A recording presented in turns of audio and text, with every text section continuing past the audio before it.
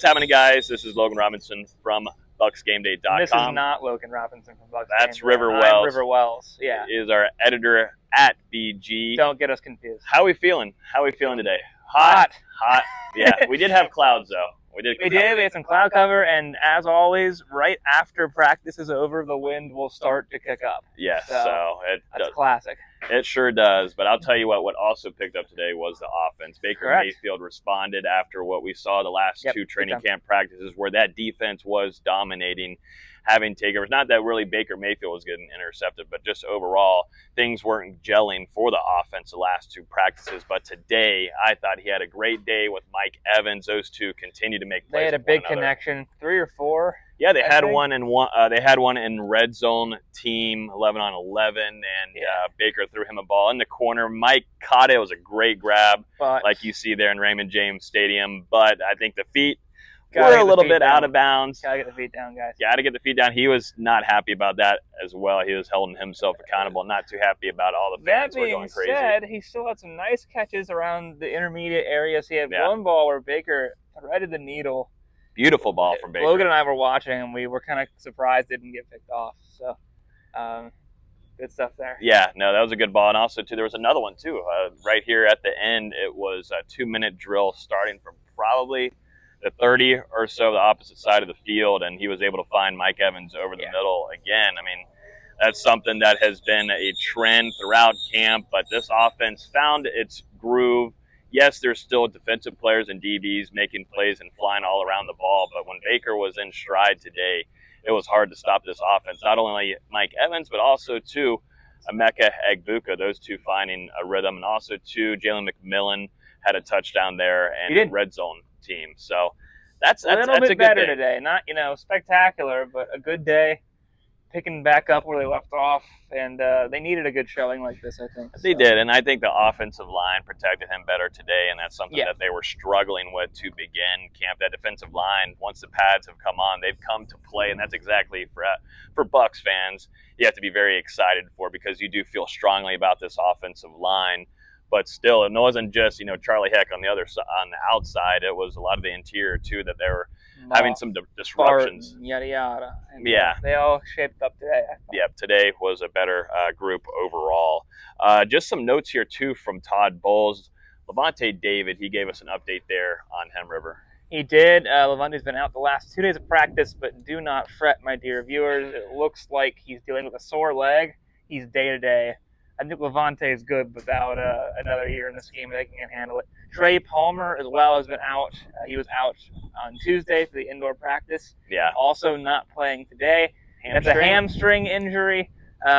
Just a minor tweak, but you got to be cautious with hamstrings, guys, because in the heat, you can really make it worse. And just when you think that you're feeling better on a hamstring because it's that soft tissue, sometimes you can re-tear it, essentially, or not re-tear it, but retweak it. So, got to be careful. Kate Otten also dealing with a little bit of a hamstring. Day 4. Just a tweak, but they're being cautious. Yes, they're being very cautious with Kate Otten. Especially if you're out here in the heat.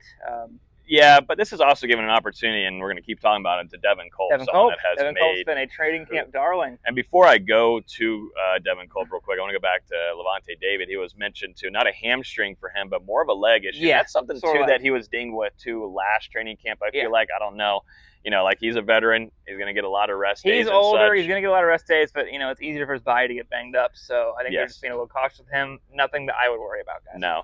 And so going back to tight end room, Devin Culp, that allows for him with Kate Otten being out to get all these different type of opportunities. He was there in the other side of the field in that end zone, who caught a really nice grab with Benjamin Morrison. Logan owes me a soda. Yeah, Benjamin Morrison with a hand up and was just all over Devin Culp, but Devin Culp uses his strength and takes it down. And I think the opportunity for him and the different kind of scenarios, schemes, what Josh Grizzard is trying to do is giving him a lot of room to grow on this I would say, not new system, but this new wrinkle of Josh Grizzard. I mean, Culp is really right there and could be a nice tandem with Kate Otten if things continue to stride. For sure. In his main competitions, Payne Durham, and Payne has not been doing good enough. He's been inconsistent. He's got to get better hands. He's been getting some drops, and that just allows Devin Culp to get in there a little bit quicker and easier. and show out like he has been. So be on the lookout for that, guys, during training camp. We'll see if Devin Colt maybe starts siphoning those reps. Yeah, we'll see. Kalijah Cansey recorded a sack today. He's been extra dominant from the inside throughout the beginning of this camp. He's also trimmed down. We talked to him earlier this week, but he's trimmed down a little bit of his body. A lot of these guys have been working on their dieting. We just heard from Jamel Dean, too, someone who has always, as we know, dealt with injuries. That's something to where if he doesn't stay healthy, he doesn't see the field, because you see these young guys like Benjamin Morrison coming in with the first team, getting these opportunities. It's pushed this defensive back room all across the board. You got guys like Jacob Parrish, too. J.J. Roberts is another one. J.J. Roberts has been, we've heard his name quite a few times. He just keeps coming out here making plays. He was signed as an undrafted free agent with Shiloh Sanders, and it's looking to me like J.J. Roberts is probably going to end up making this team, perhaps over him. So they had a lot of guaranteed money in J.J. Roberts previous to him coming here, so they did believe in what he could do. Yeah. And we're just seeing it. We see him making these pass breakups. He swarms with the ball. Jamel Dean said about J.J. Roberts that he's kind of impressed at how he just knows what to do. Natural instincts. He says he's playing with God-given talent, which is pretty impressive. But he's been good. I think he's going to make the team. I think he's going to be on the 53 with the way he's playing. He's really showing out, proving that he can move around a lot of different positions, and with some special teams availability as well. What's not to love, folks? What's not to love? Absolutely. Jamel Dean talked very highly, too, about number 9 with Emeka Egbuka. Said he's a guy that is really, really polished and has come in as We'll a say pro. it today, we'll say it tomorrow, and then probably on Saturday. Everyone's just so impressed with Emeka Egbuka. We were talking to Greg Allman actually on our podcast last night. Go listen to the that. Cannons. Go listen to that if you're here. Greg is awesome, very insightful. But he mentioned, he's just always in the right place, and that when he was picked, you thought, man, that's kind of a luxury pick. They don't need a wide receiver. And I think he said now, 6-7 days into camp, no one's questioning the Emeka Egbuka pick. No, not at all. He looks fantastic. He's always in the right place, very smooth, knows how to find that space that is required of this Sean McVay style offense that Liam Cohen and now Josh Grizzard are running. So I think he's been great. With Chris Godwin it's looking like probably out for a few games to start the season. And Emeka Egbuka will be your wide receiver 2 likely. I don't know how much of a drop-off there's going to be. Yeah, I don't know. We'll see. We'll finish it off here, and it's going to go over to your Gator alum, Kyle Trask. He got picked off today. He did. It's been a trend throughout camp. It's been a trend. Kayvon Merriweather had a really nice play on the ball. Would have been a pick 6 to the crib. That's Kayvon's second pick, by the way. Ever since he came back from Detroit mid-season last year, he's been kind of making some plays. Yeah, making some plays across the field. But what's been going on with Kyle Trask, man? Because he's a guy that usually finds a nice stride throughout camp, and we've seen growth. Yeah. But we were talking about it. I was talking about it with you, and then some of the beat here in Tampa. Seems to be somewhat of a regression, it feels like, a little bit. And I know it is 7th day, but he's also been here for how long in the league? Yeah. Just kind of, and we've heard from Todd Bowles say they're looking at, potentially a veteran in there that they would have liked to bring into the quarterback room. Just interested to get your thoughts on what, we've seen from Kyle Trask, Baker's backup. Yeah, and I've said before, guys, I don't like the alarm bells to go off, but at the same time, we've watched Kyle. He's thrown some interceptions.